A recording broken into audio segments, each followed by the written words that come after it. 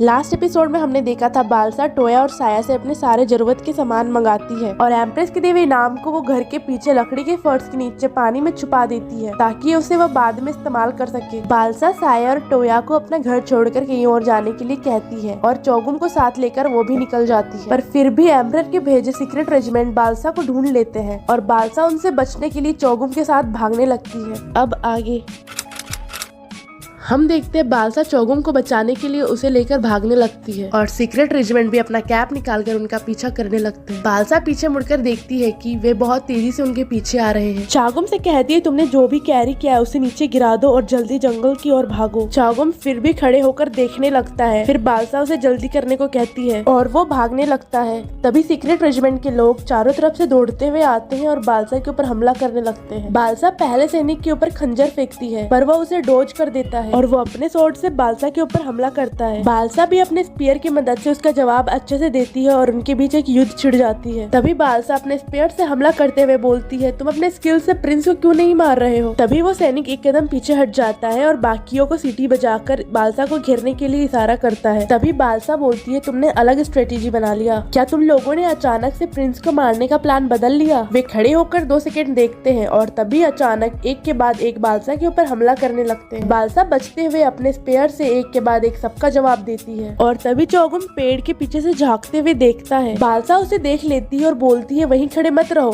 जंगल के अंदर भागो। और तभी एक सैनिक बालसा के ऊपर दौड़ते हुए हमला करता है और बालसा अपने स्पेयर की मदद से बचती है, पर तभी उसका स्पेयर टूट जाता है जिसके कारण वो स्वॉर्ड से बच नहीं पाती और उसके पेट में लग जाता है। पर फिर भी वो सैनिक को पटक कर वहीं पर घायल कर देती है और पीछे से दूसरा सैनिक ब्लेड फेंक कर उसके शोल्डर पे मार देता है जिसे वो निकाल फेंकती है और बचने के लिए जंगल की ओर भागने लगती है। वो सैनिक बोलता है रुक जाओ, उसके पीछे मैं जाता हूँ। जैन तुम प्रिंस चागुम को ढूंढो और यून तुम कमांडर को देखो। चागुम डर कर पेड़ के पीछे छुपा रहता है जिसे जैन ढूंढ लेता है। चागुम भागने की कोशिश करता है पर वो उसे पकड़ लेता है और बेहोश कर देता है। दूसरा सैनिक बालसा को ढूंढने की कोशिश करता है, तभी जैन चागुम को लेकर आता है और कहता है हमने लापरवाही कर दी, मुझे विश्वास नहीं हो रहा है कि हम 4 मिलकर भी उसे नहीं मार पाए। तभी जो सैनिक बालसा को ढूंढने गया था वो वापस आता है और जैन पूछता है वो कहाँ है। दूसरा सैनिक बताता है वो बहुत चालाक है, मुझे जंगल में उसके एक भी पैरों के निशान नहीं मिले, मुझे पक्का पता है कमांडर के स्वॉर्ड से उसके पेट में जरूर लगा है और ऐसा चोट बहुत से लोगों को भागने में मजबूर कर देता है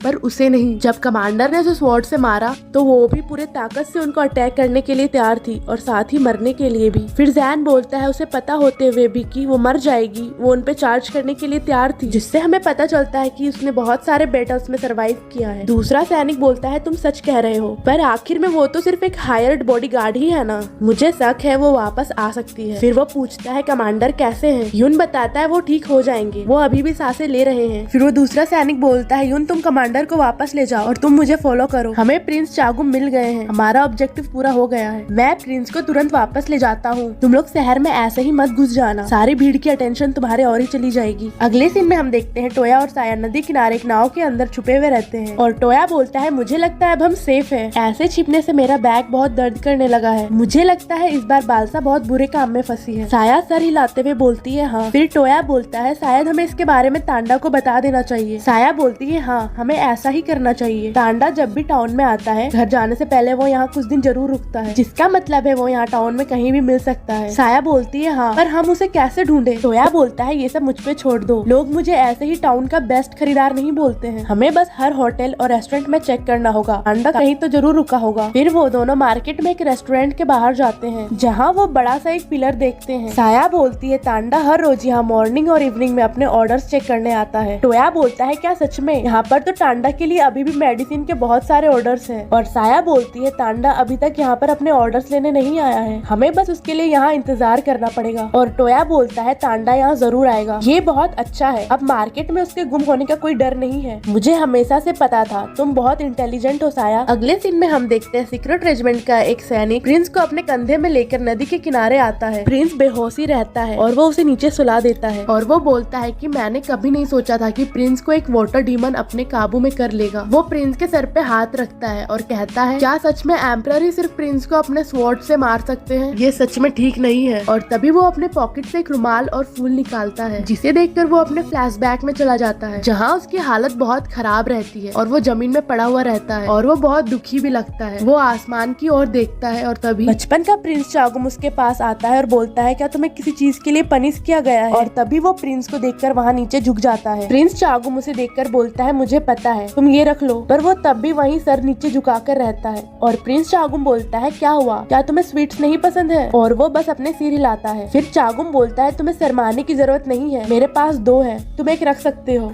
और प्रिंस की मैड उन्हें चलने के लिए कहती है और प्रिंस उसे वहीं रखकर चला जाता है और सिर झुका के कहता है आपके काइंडनेस के लिए थैंक यू योर हाइनेस, मैं जब तक जीवित रहूंगा इसे नहीं भूलूंगा। और फिर हमें प्रेजेंट का सीन दिखाया जाता है। बारिश होने लगता है और वही सैनिक कहता है अगर मैंने कुछ नहीं किया और प्रिंस को वापस पैलेस में ही ले गया तो एम्परर को अपने बेटे को ही मारना पड़ेगा और ऐसी बुरी चीज नहीं होनी चाहिए। अगर मैं प्रिंस को अपने हाथों से मार दूं तो कम से कम वो अपने ही फादर के हाथों से तो मरने से बच जाएंगे ना। और अगर मैंने ऐसा किया तो मुझे मृत्यु की सजा तो जरूर मिलेगी, पर आपके लिए ही मरना मेरी जिंदगी का उद्देश्य है। फिर वो रोते हुए अपना स्वॉर्ड निकालता है और बोलता है प्रिंस जो मैं करने जा रहा हूँ उसके लिए मुझे माफ कर दीजिएगा, पर मैं जो भी करने जा रहा हूँ वो सिन्योगो के हित के लिए अच्छा है। आपका वफादार सर्वेंट होते हुए मैं आपको तुरंत ज्वाइन करूंगा। और अपने स्वॉर्ड से प्रिंस को मारने वाला होता है कि तभी पीछे से बालसा उस पे हमला करते हुए आती है और उसे मारकर बेहोश कर देती है। वो खुद भी बहुत ज्यादा जख्मी होती है। बारिश और तेज हो जाता है और बादल भी गरजने लगता है। फिर वो प्रिंस को लेकर वहाँ से निकल जाती है। और इसी के साथ ये एपिसोड यहीं पे खत्म होता है।